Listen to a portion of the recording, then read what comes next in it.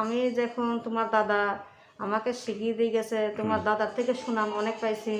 তারপরে আমি যে কবিরাজ কিনে আমার বাবা বলছে যে আমি সুনাম পাইছি, আমি চাই আমার বংশগত কবিরাজ মা তুমি ধরে রাখো।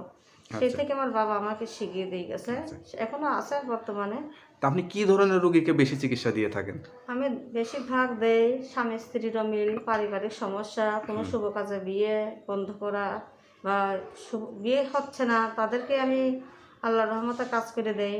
তারপরে জমিনি মামলা মকদ্দমা, বিদেশে ভাইরা আছেন অনেক কষ্টে, লটারি জয় হওয়া, হ্যাঁ তাদেরকে নাম্বার আমি দিই। অনেকে ধরেন প্রেম ভালোবাসায় ব্যর্থ হয়ে যায়, তাদেরকে আরেক জায়গায় বিয়ে হয়ে যায়, তারা কাছে পাওয়ার জন্য অনেকে কবিরাজের কাছে ছোটে বা যোগাযোগ করে অনেক ক্ষেত্রে প্রতারিত হয়। তো এই ক্ষেত্রে তাদের উদ্দেশ্যে আপনি কি বলবেন? আমি তাদের উদ্দেশ্যে এই কথাই বলি, যারা বই পড়ে তান্ত্রিক হয়েছে তাদের কাছে উপকার, তাদের কাছে যদি আপনারা তদবির নেন তাহলে তারা উপকার পাবেন না। আর আমাদের মতো বড় বড় তান্ত্রিকের কাছে আপনারা যদি আসেন আল্লাহর রহমত অবশ্যই আপনারা উপকার পাবেন। আমি তাদের হাত থেকে সবসময় সাবধান থাকতে বলি যে প্রতারক কবিরাজের হাত থেকে আপনারা সাবধান থাকবেন।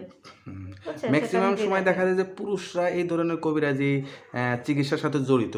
আপনি মেয়ে হয়ে যে এই পেশার সাথে জড়িত আছেন, আপনার এই ক্ষেত্রে কোনো সমস্যা হয় না তো? না না না, আমার কোনো সমস্যা হয় না। আমি মেয়ে হয়ে কবিরাজ, আমার বংশগত, আমাদের ফ্যামিলি বংশগত, আমার দাদা বংশগত কবিরাজ, সেই থেকে আমিও কবিরাজ, আমাদের বংশেরই কবিরাজি।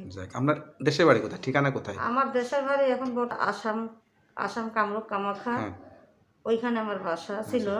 তো আমি 14 বছর আসাম কামাখ্যা থেকে প্রশিক্ষণ নিয়ে আসছেন? হ্যাঁ, ওইখান থেকে আমার শিক্ষাগত জীবন। আচ্ছা আচ্ছা। তা যারা দেখবে তাদের উদ্দেশ্যে আর কি বলতে চান? তাদের উদ্দেশ্যে আমি বলতে চাই যে ভাইয়েরা বিদেশে প্রবাসে বা বাংলাদেশে যে কোনো ভাইয়েরা যদি কোনো কষ্ট ভুগেন, স্বামী স্ত্রীর বাবা প্রেম ভালোবাসা ব্যর্থ বা যে কোনো কষ্টে যারা ভুগবেন, আমার কাছে একবার আপনারা যোগাযোগ করেন।